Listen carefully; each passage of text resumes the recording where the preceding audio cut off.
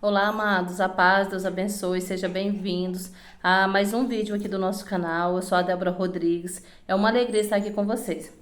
Nesse vídeo eu quero tratar de um assunto aí bem sério, né? Muitas pessoas me questionam, me perguntam, e se você chegou, né, aqui até esse vídeo por curiosidade, por causa do título do vídeo, então eu vou pedir para você ficar até o final, que eu tenho certeza que vai ser muito importante para você, tá bom? Muitas pessoas me questionam, Débora, por que as pessoas geralmente voltam para o deserto, né? Conheci muitas pessoas que tiveram o casamento restaurados, testemunharam e depois voltaram para o deserto. Eu acho que mais de 70% dos casos isso infelizmente acontece, né? E por que que isso acontece? Então é uma dúvida de muitas pessoas. Existem várias causas, né? Mas entre elas a mais comum é porque nós temos essa mania, né? Esse jeito nosso, eu acredito que do brasileiro, né? Das coisas, de querer as coisas para ontem, né?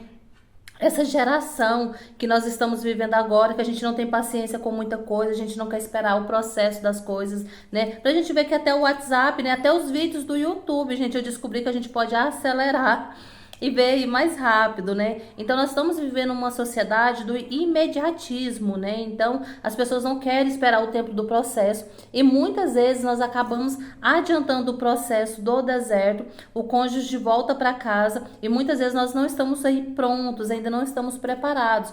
O que infelizmente acontece de outra vez ele acabar saindo. Por quê? A maior causa disso que acontece, gente, é a falta de perdão. Muitas vezes a gente está no processo de restauração e a gente está ali no deserto já há 1 ano, 2 anos, e a gente pensa que está tudo bacana, que a gente já conseguiu perdoar a OM, que a gente já conseguiu perdoar os nossos parentes, os sogros, o próprio marido. Só que quando o cônjuge volta para casa, eu não estou dizendo que ele volta na hora errada, não é isso, tá? Eu acredito que a pessoa volta no tempo que Deus determina que ela tem que voltar. Mas o que acontece é que muitas vezes nós, né, por um processo de ansiedade ou até mesmo pensando que estamos ali curados, né?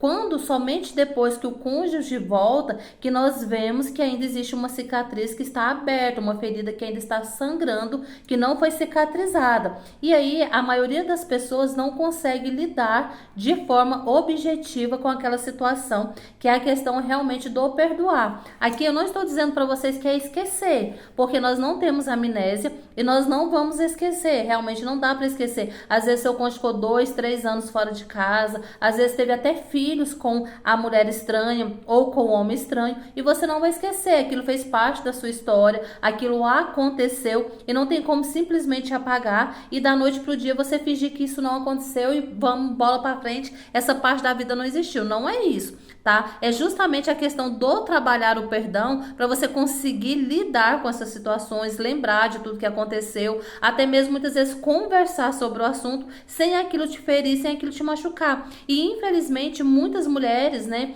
e irmãos também relatam para mim que aí quando o cônjuge volta e a pessoa pensa que já está pronta, que já está suficientemente curada e muitas vezes deixa até mesmo de orar nesse sentido, nessa área, enquanto está no deserto. Porque pensa, não, Débora, eu já perdoei, tá tudo certo. E aí quando volta, você vê que não. Muitas vezes você está ali deitada para dormir, às vezes até no momento de intimidade com seu cônjuge, e a sua mente fica o tempo todo te lembrando, olha, mas ele estava lá com outra. Ah, será que ele fez isso com a outra? Será que ele falava para a outra isso que tá falando aqui para mim, né? Principalmente a mulher tem a mente um pouco mais, eu falo assim, é uma imaginação muito fértil, não sei a de vocês, mas a minha era terrível, a minha imaginação, eu conseguia assim, visualizar aquela cena dele estando com a mulher estranha lá, e aquilo me corroía por dentro. Então não tô dizendo que acontece só com algumas pessoas, não, a grande maioria, eu também passei por isso, né, mas aí existe a questão de você se posicionar, colocando em prática tudo aquilo que você aprendeu durante o deserto,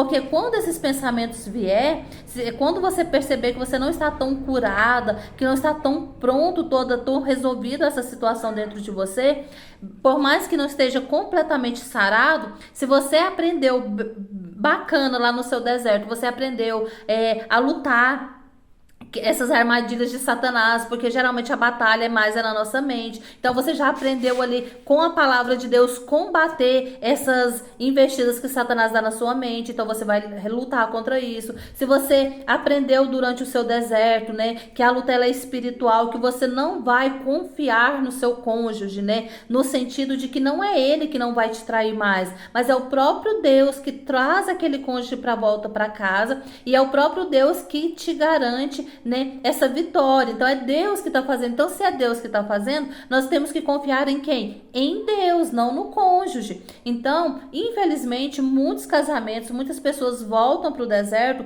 porque não conseguem colocar em prática aquilo que eles aprenderam durante o deserto.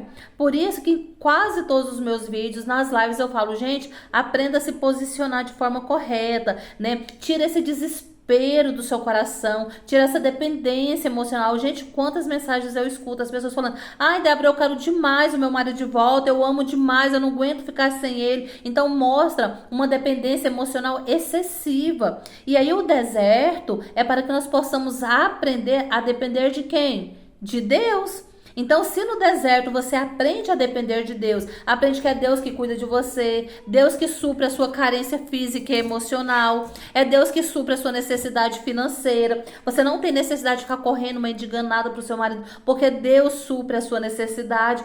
Quando esse cônjuge volta para casa, você vai entender que é Deus que está fazendo, todas as coisas estão no controle de Deus, então não precisa de você desconfiar, porque às vezes acontece, além da falta de perdão, outra coisa que causa muito, né, a volta para o deserto é a desconfiança excessiva. Às vezes o cônjuge sai para ir no mercado, se ele demorar 10 minutos, a pessoa já está desesperada, já está com medo dele estar com a outra, ou já está com medo dele ter encontrado uma outra pessoa, e a pessoa fica numa paranoia que ela não consegue mais viver. Ela fica totalmente descontrolada e acaba muitas vezes sufocando aquele cônjuge. Por quê? Não é porque ele errou que agora você precisa cercar ele de todas as formas, sufocando a pessoa, não. Se ele errou e Deus tratou e ele voltou para casa porque você decidiu perdoar, porque você quer continuar o seu casamento, você precisa entender que a pessoa, ela tem sim que ter a liberdade, não é porque ela voltou para casa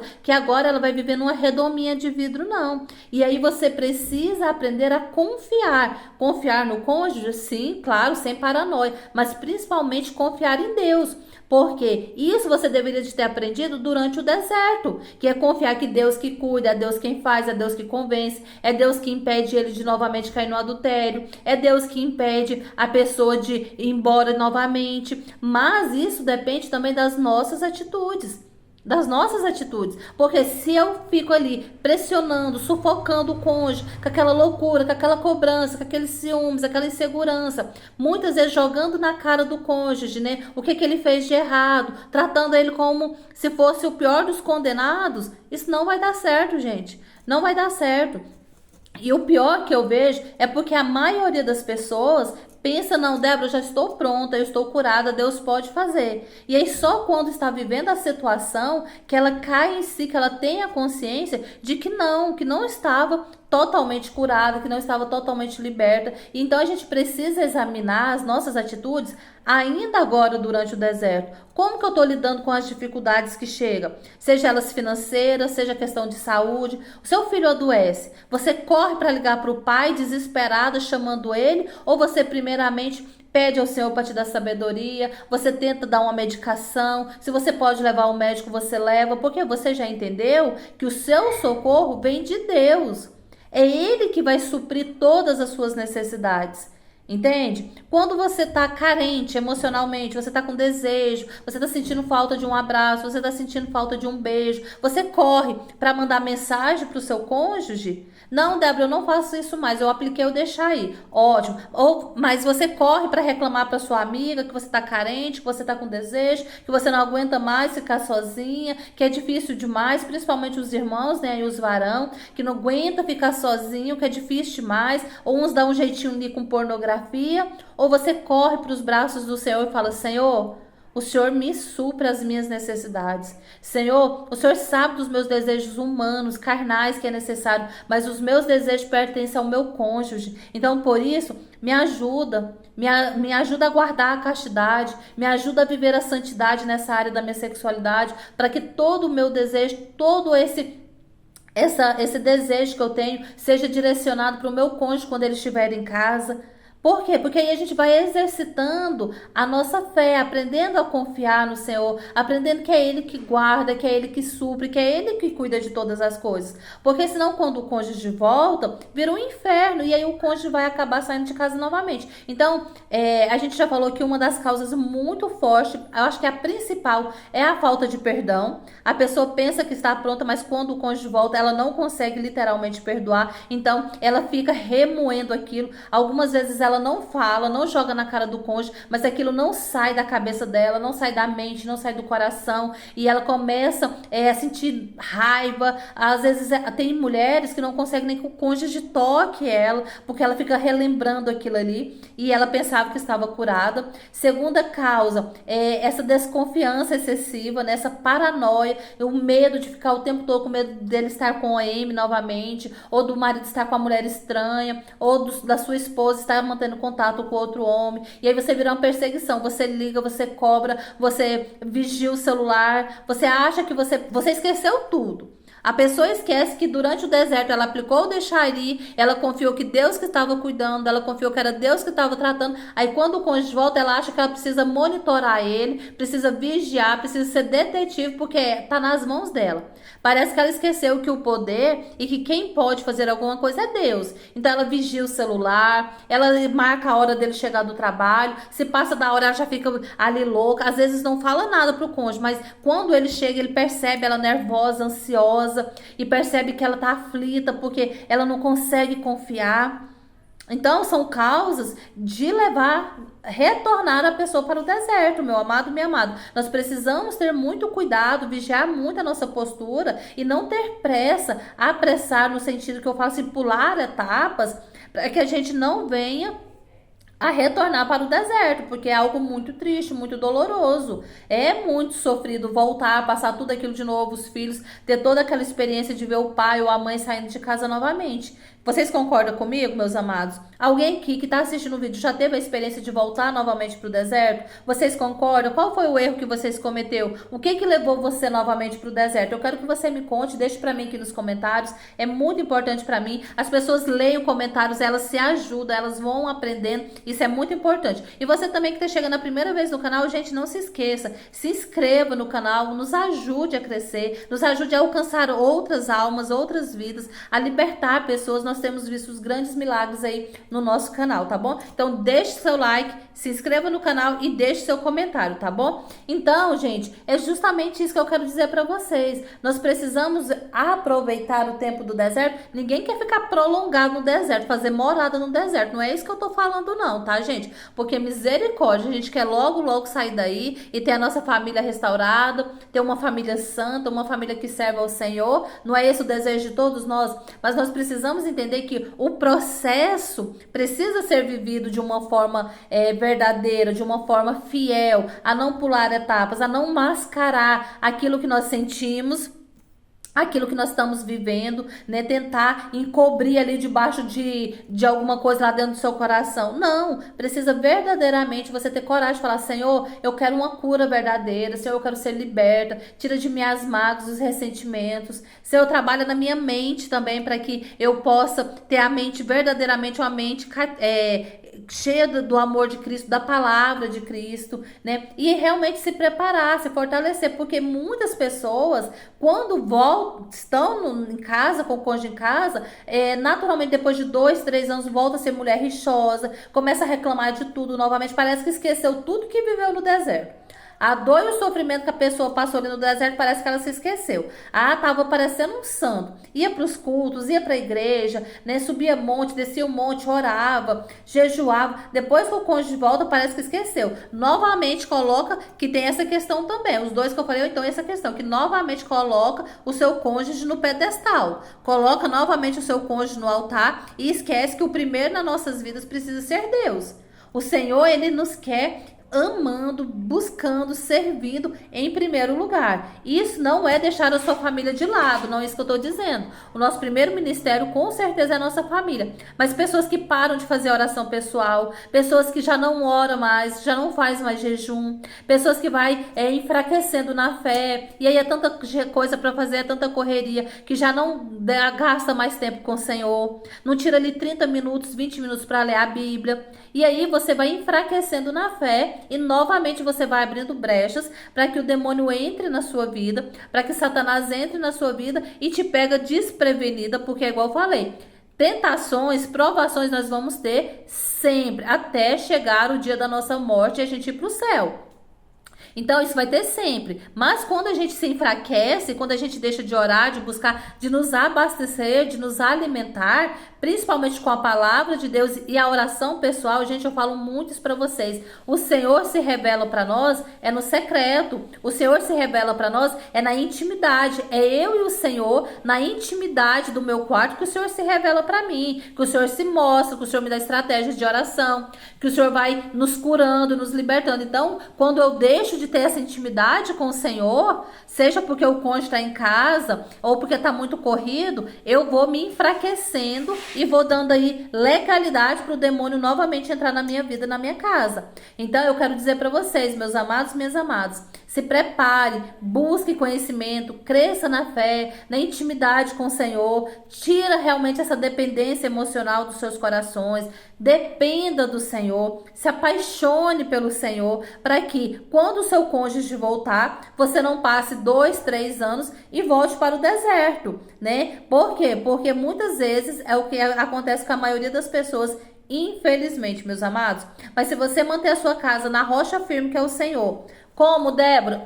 Sendo essa esposa virtuosa, essa mulher sábia, o homem sendo este homem, sacerdote do seu lar, mantendo Deus em primeiro lugar na sua casa, na sua vida, sendo o centro da sua casa. Ah, mas meu cônjuge voltou e não está convertido. Não tem problema. Você vai continuar em oração, você vai servir ao Senhor, você vai para a igreja, você convida essa pessoa, não quer, não force, não obrigue, né? Mas a sua atitude, a sua mudança de vida, isso vai impactar a vida dele e logo aquela pessoa vai querer ir também. Mas não é porque o seu cônjuge não é cristão, que o seu cônjuge não está convertido, que você vai deixar de fazer a sua oração pessoal. Ah, mas ele não gosta. Levanta um pouco mais cedo, então, para você orar.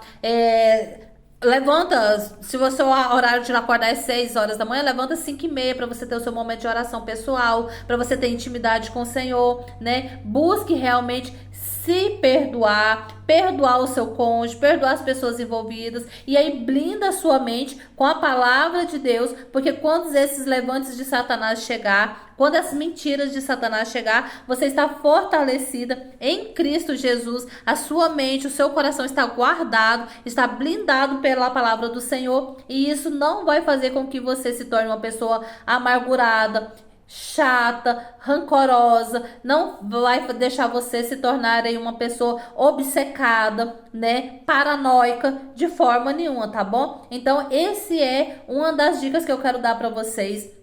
Mesmo agora, ainda está no deserto, não saiu do deserto, não tem problema, já coloque em prática isso que eu estou dizendo para vocês, busque realmente crescer, se blindar todos os dias. Débora, mas eu já perdoei. Não importa, ore, peça ao Senhor para que você libere o perdão, para que verdadeiramente cure seu coração, para tirar a mágoa, que você não seja aí vítima dos enganos de Satanás. Ore constantemente, sempre, por essa libertação de perdão.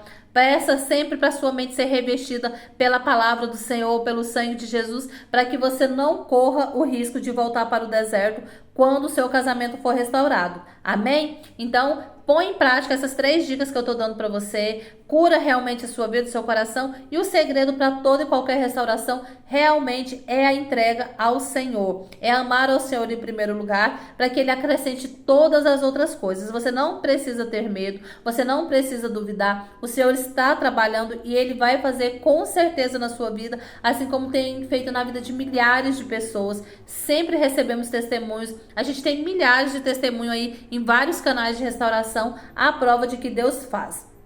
Nós só precisamos nos posicionar da forma correta, amém? Então Deus abençoe a sua vida, compartilhe esse vídeo, se inscreva no canal, deixe aqui nos comentários se os nossos vídeos têm edificado a sua vida, se tem te ajudado. Não se esqueça, todos os dias de segunda a sexta-feira às 3 horas da tarde, nós temos live ao vivo na hora da misericórdia, que tem sido bênção para cada um de nós. Convide seus amigos, chame as pessoas para participar conosco e não se esqueça, todas as coisas cooperam para o bem dos que amam a Deus. Você ama? Então é para o seu bem. Eu sou a Débora Rodrigues, aqui é o canal Juntos Somos Mais, vivendo a unidade em Cristo Jesus.